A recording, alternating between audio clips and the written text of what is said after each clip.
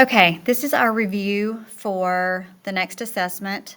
You will have your next test on Thursday of this week. So follow along through the checkpoint and we will review each type of problem that you'll have on your test on Thursday. Number 1 wants us to tell the end behavior, the degree, the zeros, and the terms for this function h of x. In order to find the degree, I look for the highest power of x. So the first thing I notice is that the powers of x are not in order. They're not written in descending order.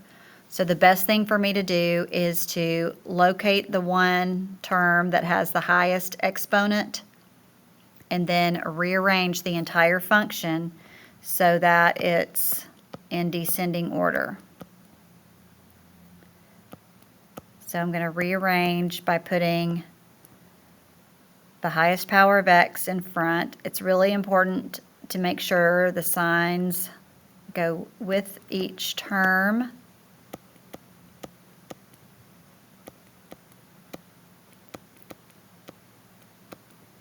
Okay. Now it's written in standard form.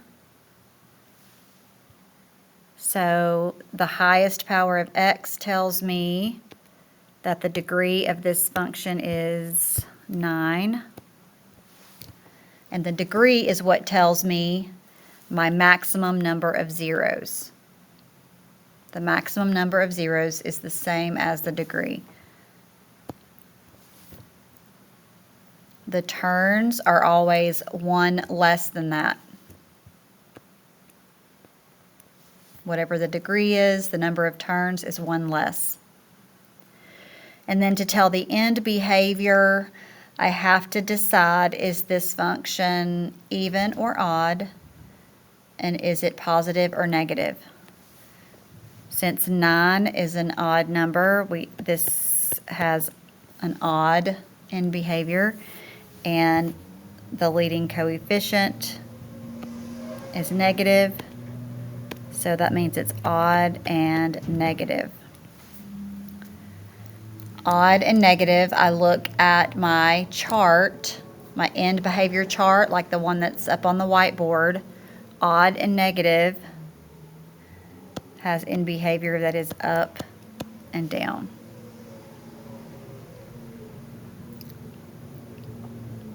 Okay, so everything starts with the degree, and we have to make sure our polynomial is in standard form. Okay, moving on. Number 2, we need to sketch a graph. So everything that I just figured out about number 1, I'm going to have to do the same process with number 2. We have a new function now. So let's take a look and find the degree of our new function. Here's our function. In this case, there's parentheses.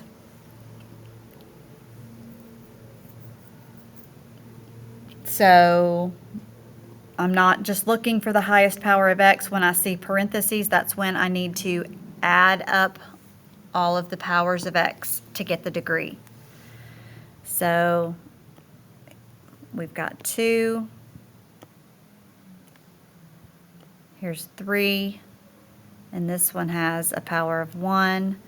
So 2 plus 3 plus 1 is 6. My degree is 6.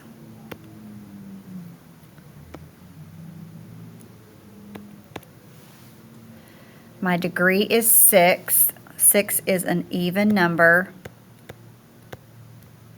And then I need to know, is this positive or negative?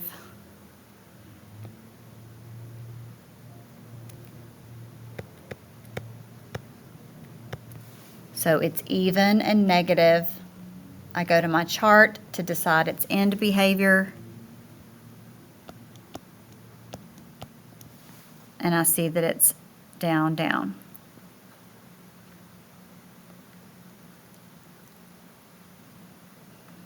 Okay, The next thing I want to do is list all of the roots.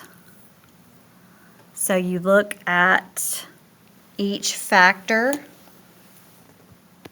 Okay. This factor is x plus 3. So the root is -3.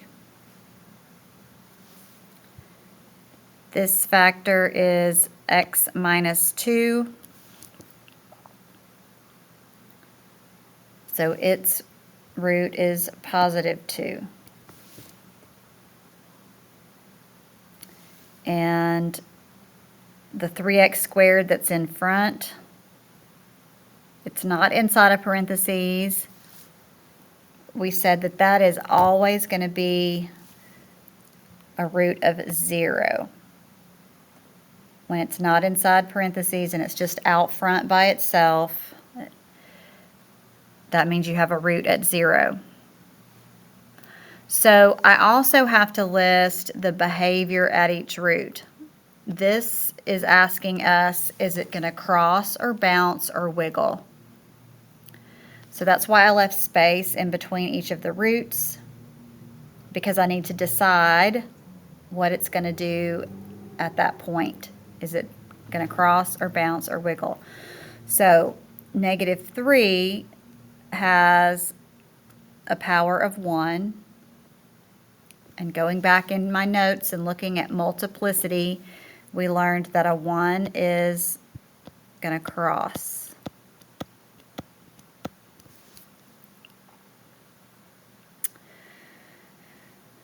Okay, next at the root 2, I'm looking at the exponent to decide, does it cross or bounce or wiggle? I'm not looking at the root. The root is 2, but the exponent is 3. The exponent is 3, and the exponent tells me that this will wiggle.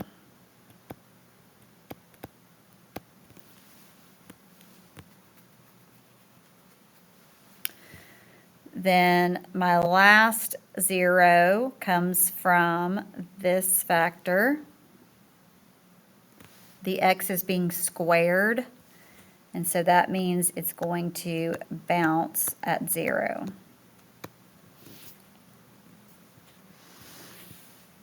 Okay, so now we're ready to sketch.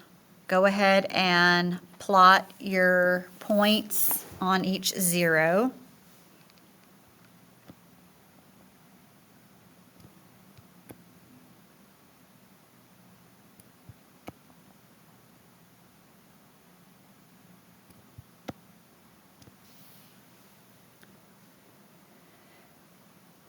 Put your arrows on the graph. Since we have end behavior that is down, down, I need to put arrows on the graph showing down and down.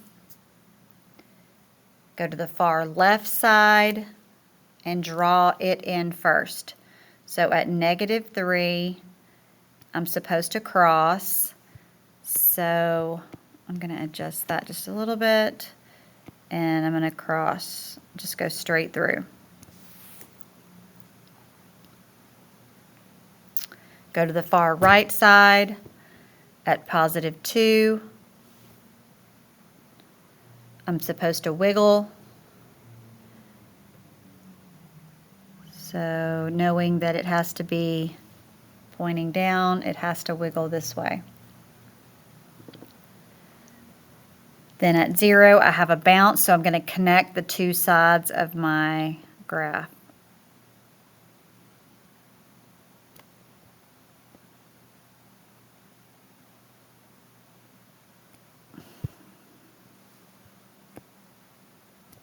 And that's not exactly pretty, but it'll do.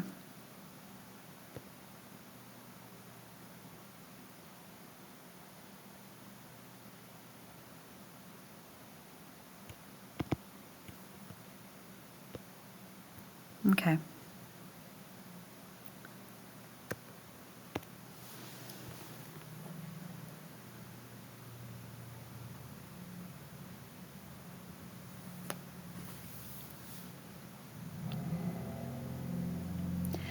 Okay, number 4 is what we learned last class, which is how to find the remaining roots, and we're going to need to use synthetic division.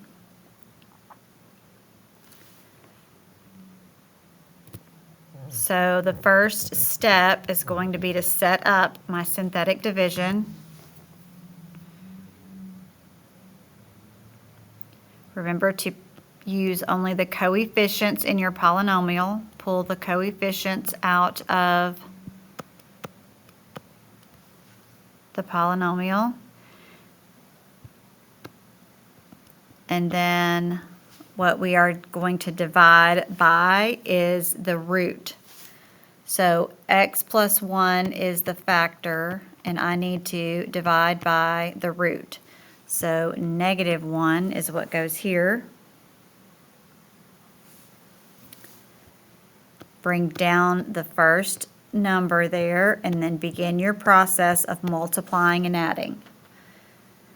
I multiply -1 times 1, -1 times 1, and I'm going to put my answer here. And then add straight down.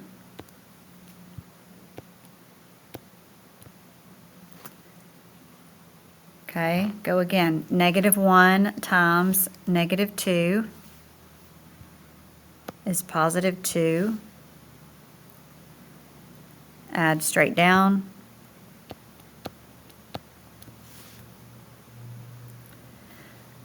-1 times -8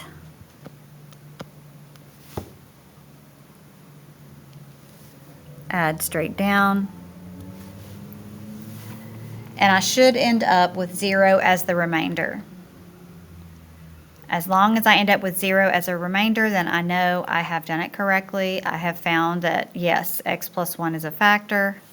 And then I go to write what's left. So this is my remainder. This is my constant. And then I go from x to x squared, working backwards. So I write what's left over as a trinomial, x squared minus 2x minus 8.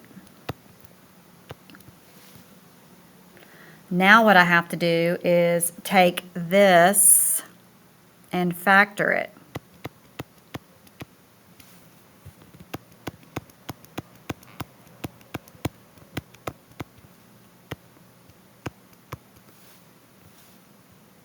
So set up your parentheses and factor. I need two numbers I can multiply to get -8. And those same two numbers have to add together to give me -2. So -4, +2.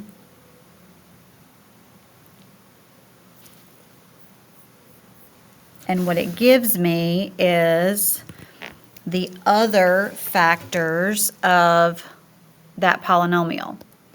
So I started out with one factor that they gave me, and then I used synthetic division and factoring, and now I have found the other two factors of that polynomial f of x. Now the directions say to find the remaining roots. So if we wanted to list all the roots,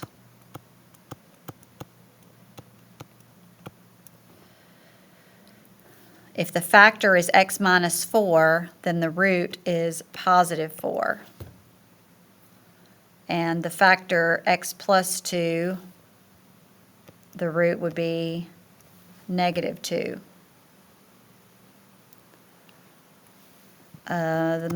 All roots would include the original one. X plus 1 is the factor, and so -1 is the root. That would be a list of all roots. The directions actually say to find the remaining roots, so technically you would only have to list 4 and -2 since they gave us the original one.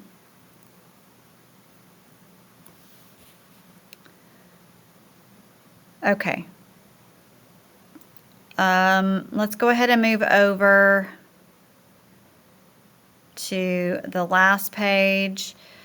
In our notes, it does talk about conjugate pairs, so I'm just going to kind of glaze over number 5 right now, since it's not exactly the type of question we're going to have to worry about, but these are. In our notes, it tells us that imaginary roots always come in pairs.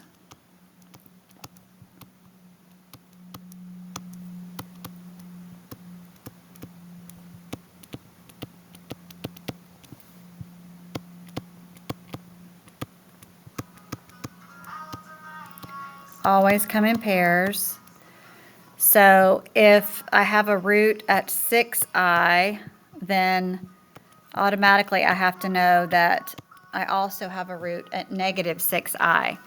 So that's something that I just have to remember.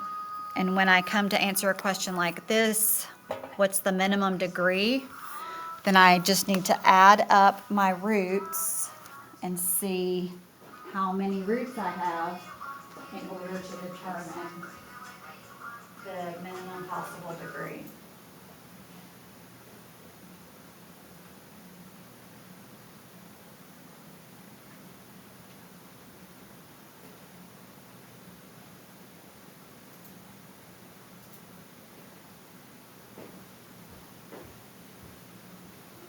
So that little piece of information about having pairs of in imaginaries, that's what I have to apply here.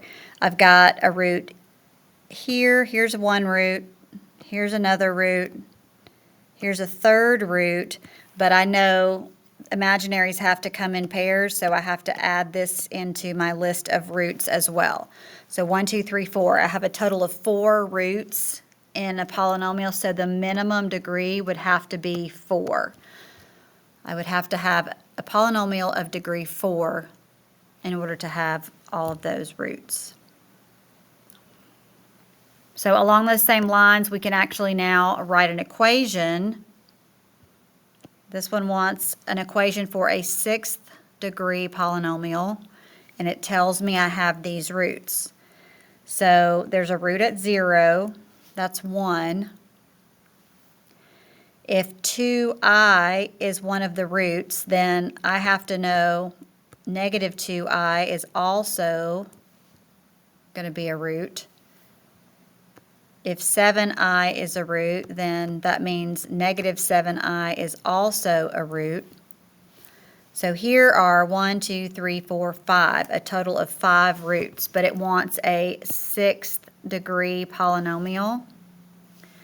So I would write an equation with each of these, and then we'll add on an exponent to make it 6th degree. So I'm going to write each root in its own factor.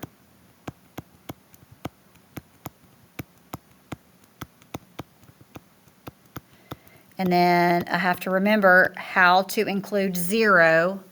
Remember, if 0 is a root, then the variable x is going to be in the front by itself. It's not inside a parentheses. And here is where I can add an exponent so that when I'm adding up my degree, it'll add up to a total of 6.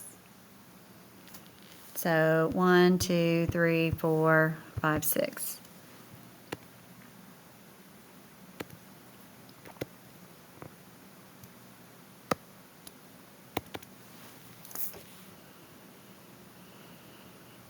All right. Now let's write a possible equation for this graph. In order to do that, I need to first plot points on each of my zeros. This is at 5, this is 0, this is negative 4. So these are all the zeros that are listed. when I get ready to write an equation, I'm just going to write them as factors instead. If -4 is a root, then the factor is x plus 4. And if +5 is a root, then the factor is x minus 5. For 0, remember that puts the variable x in the front by itself, not inside of parentheses. And I'm not quite finished. I need to go back and make sure that my exponents match the behavior at the root. So at -4, here we have a cross.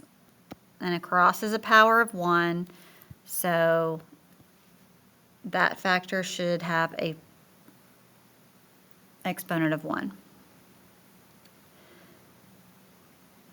At 0,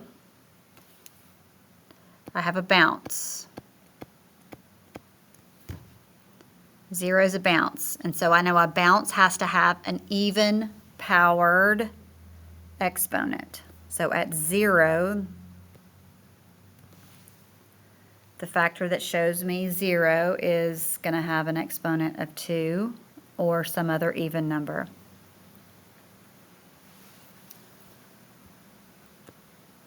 Then at 5, this is a wiggle.